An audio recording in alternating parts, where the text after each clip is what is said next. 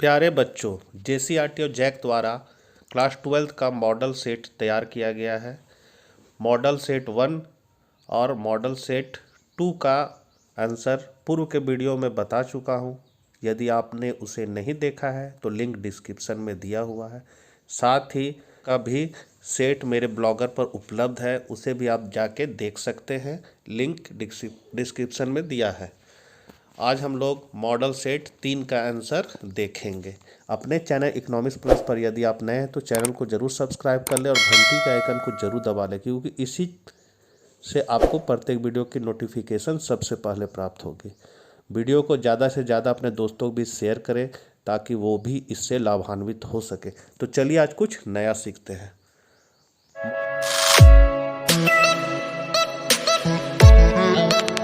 Model set 3 का answer है। पहला क्वेश्चन, शब्द इकोनॉमिक्स की उत्पत्ति किस भाषा से हुई? तो इसका आंसर होगा ग्रीक भाषा से। दूसरा क्वेश्चन है, एक उत्पादन संभावना वक्र का प्रत्येक बिंदु क्या प्रदर्शित करता है? तो उत्पादन संभावना वक्र इस तरह का होता है। ये उत्पादन संभावना वक्र का रेखा है जो प्रदर्शित करता है आर्थिक रूप से दक्ष उत्पादन को। तीसरा क्वेश्चन है, अर्थशास्त्र का जनक किस अर्थशास्त्री को कहा जाता है? तो बच्चा से ही पढ़ते आ रहे हैं आप लोग, एडम स्मिथ। तो इसका आंसर होगा डी, एडम स्मिथ। चौथा नंबर क्वेश्चन है, निम्नलिखित में से भारत का अर्थशास्त्री कौन है? तो रघुराम राजन आरबीआई के गवर्नर थे, तो यही भारत के अर्थशास्त्री। एडम स्मिथ नहीं होगा क्योंकि ये भारत के नहीं थे, तो इसका आंसर होगा सी। पांचवा नंबर क्वेश्चन है,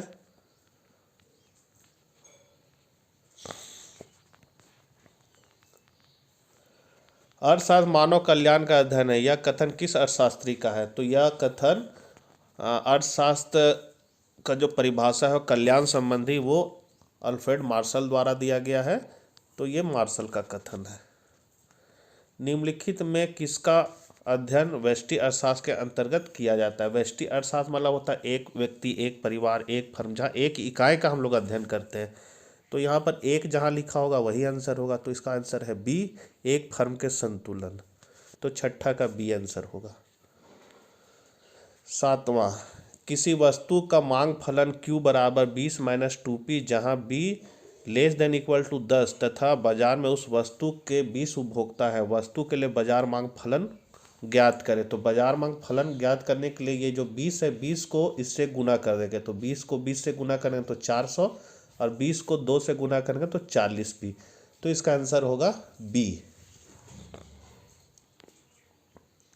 अर्थशास्त्र में उपयोगिता से क्या तात्पर्य है? तो उपयोगिता का तात्पर्य होता है आवश्यकताओं की संतुष्टि, सी।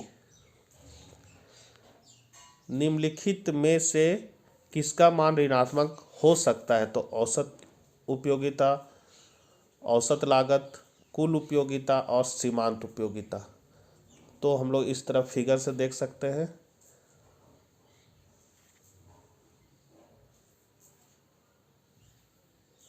तो ये है आपका सीमांत उपयोगिता की रेखा, जो 0 से नीचे आ गया मतलब ऋणात्मक हो गया, इसलिए सीमांत उपयोगिता क्या होती है? ऋणात्मक हो सकती है। तो 9वां का आंसर होगा डी। 10वां, संतुलन की अवस्था में एक उपभोक्ता वस्तुओं के उपभोग से उपयोगिता प्राप्त करता है, तो अधिकतम उपयोगिता प्राप्त करता है। 10वां का ए।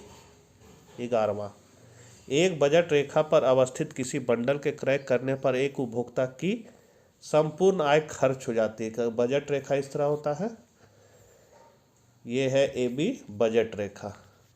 तो उपभोक्ता इससे आगे नहीं जा सकता क्योंकि उसके पास उसका साधन नहीं होता। उपभोक्ता इसके अंदर ही क्रय कर सकता है या इस लाइन पर ही कर सकता है। और बजट रेखा को अगर उदासीन वक्त केवल स्पर्श करते हुए जा रहा है तो यहाँ पर उपभोक्ता संतुलन होता है। तो इस हिसाब से बजट रेखा तक ही वो रह सकता है, इसलिए इसका आंसर हो जाएगा संपूर्ण आय खर्च हो जाती। 11 का सी। निम्नलिखित रेखा चित्र में मांग रेखा ए बी के मध्य बिंदु जी पर मांग की लोच क्या होगी? तो मध्य बिंदु,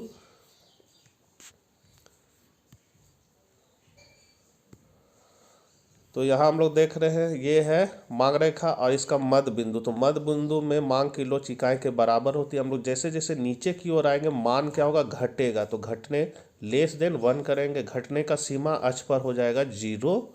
ऊपर बढ़ेंगे तो मान बढ़ेगा, तो यहाँ ग्रेटर देन 1 होगा, यहाँ से यहाँ का बीचों बीच में, और यहाँ अक्ष पर हो जाएगा इन्फिनिटी।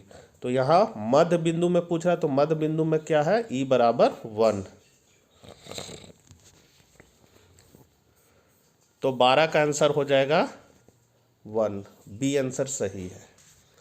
निम्नलिखित में से उदासीन वक्र विश्लेषण की एक मान्यता कौन नहीं है? नहीं है तो उपयोगिता को गिनती की संख्या मापा जा सकता है। ये कथन मार्शल का है। मार्शल के अनुसार उपयोगिता का गणनावाचक किया जाता है, मतलब 1 2 3 में गणना किया जाता है। जबकि उदासीन वक्र विश्लेषण में जो मान्यता है कि हम लोग उपयोगिता को क्रम में माप सकते हैं, तो नहीं है, मतलब ये ए सही आंसर है, 13 का ए। 14, एक उपभोक्ता अपनी आय 20 रुपये को 2 वस्तु रसगुल्ला और गुलाब जामुन पर खर्च करने को इच्छुक है। दोनों वस्तु कीमतें क्रमशः 4 रुपये और 5 रुपये तथा मात्राएं क्रमशः X एवं Y है। तो बजट रेखा का समीकरण क्या होगा? तो पहला है 4x प्लस 4 और 5, तो 4x प्लस 5y बराबर टोटल उसके बाद आय कितना है 20, तो बराबर 20 हो गया, मतलब सी आंसर सही है। 15वां, निम्नलिखित में से 2 वस्तुओं का कौन सा संयोग प्रतियोगी वस्तु का एक संयोग है? तो प्रतियोगी वस्तु हो गया आपका डी, पेप्सी और कोका कोला का है, दोनों एक दूसरे का पूरक वस्तु है, प्रतियोगी वस्तु है। यदि किसी वस्तु की मांग रेखा अक्ष y अक्ष के समानांतर हो तो वस्तु की मांग की कीमत लोच का मान क्या होगा? तो कीमत लोच का मान हो जाएगा डी, 0। उत्पादन से क्या तात्पर्य है? तो उत्पादन से तात्पर्य आगत का निर्गत में रूपांतरण, नई उपयोगिता सृजन और साधनों की सहायता से वस्तु और सेवाओं का निर्माण। तो इसका आंसर हो जाएगा डी।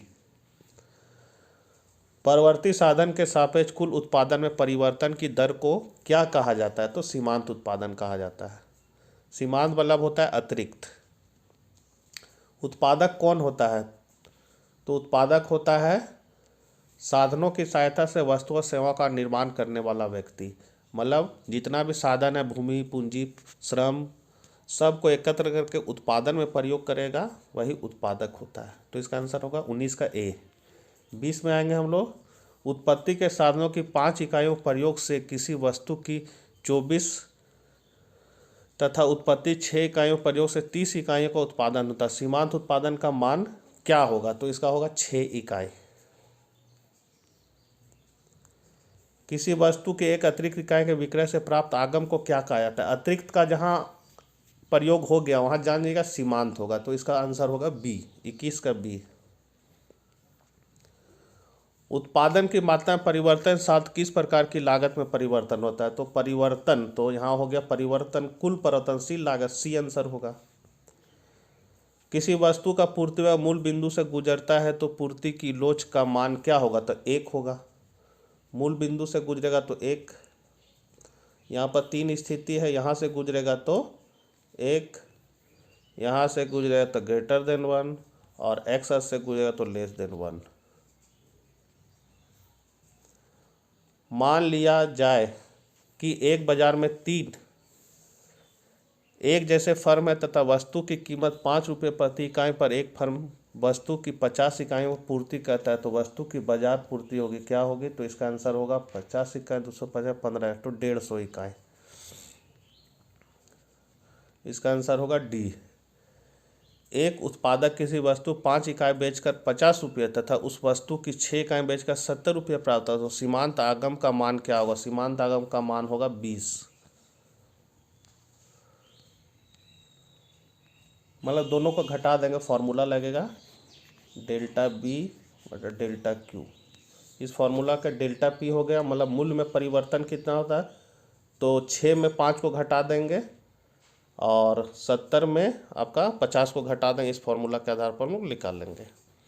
लाभ अलाभ बिंदु की प्राप्ति होती है जब, तो लाभ अलाभ का पता चलता है टी और टी सी जहाँ बराबर होता है, तो इसका आंसर होगा सी।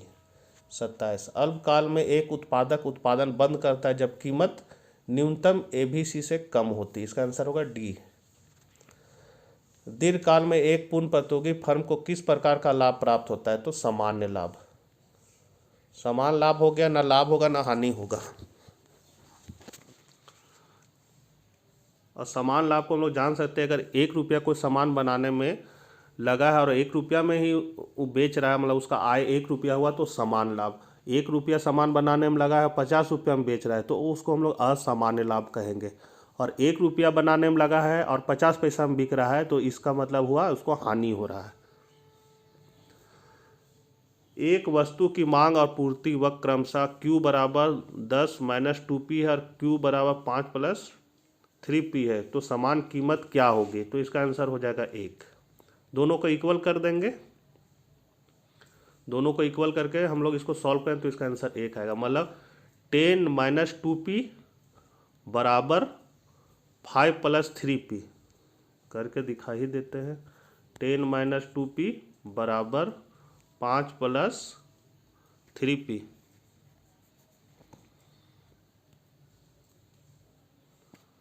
तो हो गया, बराबर कर दिए, -2P और 3P इधर आ गया तो प्लस, सॉरी माइनस हो गया 3P। 5 और 10 को इधर कर देंगे तो यहाँ माइनस है तो 3 दूनी 5P हो गया, -5P और यहाँ हो जाएगा -5। तो यहाँ 5 और 5 कट गया तो बच गया 1, तो इसलिए 1 आंसर होगा। 30। किसी वस्तु की कीमत में 5% वृद्धि करने से उसकी पूर्ति की मात्रा में 4% वृद्धि हो जाती है, तो पूर्ति कीमत लोच का मान क्या होगा? तो 4/5 कर दीजिए, क्योंकि फॉर्मूला होता है मांग मात्रा में परिवर्तन बट्टा मूल्य में प्रतिशत परिवर्तन। तो 4/5, तो इसका आंसर आ जाएगा 0.8। सी आंसर होगा।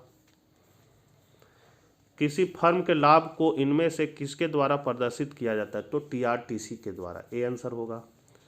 32। एक फर्म के संतुलन के लिए किस शर्त का पूरा होना आवश्यक है? तो पूरा होना आवश्यक है MR बराबर MC। फर्म के संतुलन का 2 शर्त है, MR बराबर MC होना चाहिए और दूसरा शर्त है जिसको हम लोग पर्याप्त शर्त कहते हैं, MC की रेखा MR रेखा को ऊपर जाते हुए काटे। मतलब हम लोग इस तरह दिखा सकते हैं,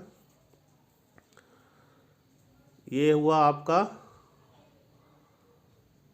MR का रेखा, ये आपका AR है, ये P भी बोल सकते हैं, इसको डिमांड भी बोल सकते हैं, और ये आपका MC की रेखा। तो जहाँ ऊपर नीचे से ऊपर जाते हुए काटेगा वहीं पर संतुलन होगा। एक पूर्ण प्रतियोगी बाजार में वस्तु की संतुलन कीमत में वृद्धि हो सकती है जब पूर्ति में कमी होती है। 33 का C। 34। श्रम से क्या तात्पर्य? तो एक व्यक्ति के द्वारा किया गया कार्य घंटा, मतलब कुशल श्रमिकों की संख्या। श्रमिक है लेकिन काम नहीं कर रहा है तो वो श्रम नहीं कहलाए, जो काम करेगा उसी को हम लोग श्रम की गिनती में रखेंगे। तो इसका आंसर डी होगा। 35 में आ जाते हैं। एक श्रम का सीमांत उत्पाद MPL तथा वस्तु का मूल्य P है, तो श्रम के सीमांत उत्पाद का मूल्य ज्ञात करने का सूत्र होगा। तो इसका सूत्र है P × MPL, माने मूल्य को हम लोग सीमांत उत्पाद से गुना कर देंगे, यही फॉर्मूला होगा, मतलब A। 36। एक एकाधिकारी वस्तु की मांग की लोच 1 से अधिक होती है जब, तो सीमांत आय धनात्मक होती। बी आंसर सही है। 37। दीर्घकाल में संतुलन अवस्था में एकाधिकार की तुलना में पूर्ण प्रतियोगी बाजार में उत्पादन की मात्रा अधिक होती है, तो बी आंसर होगा। 38। विभेदीकृत कीमत किस बाजार की विशेषता होती है? तो एकाधिकार बाजार की। विभेदीकृत मतलब होता है कि जो उत्पादक होता है वो क्या करता है, मूल्य में विभेद करता है। जैसे ट्रेन में अगर जा रहे हैं तो AC सीट का ज़्यादा दाम रहता है और जनरल सीट का कम दाम रहता है, तो ये मूल्य विभेद हुआ। तो 38 का B। 39। दीर्घकाल में असमान लाभ की प्राप्ति किस बाजार में होती? तो एकाधिकार बाजार में। 40। एकाधिकार में क्रेताओं की संख्या कितनी होती है? तो एकाधिकार मतलब 1, तो 1 होगा, तो इसका आंसर A होगा। बच्चों, वीडियो को ज़्यादा से ज़्यादा अपने दोस्तों के बीच शेयर करें, चैनल को सब्सक्राइब करें। धन्यवाद।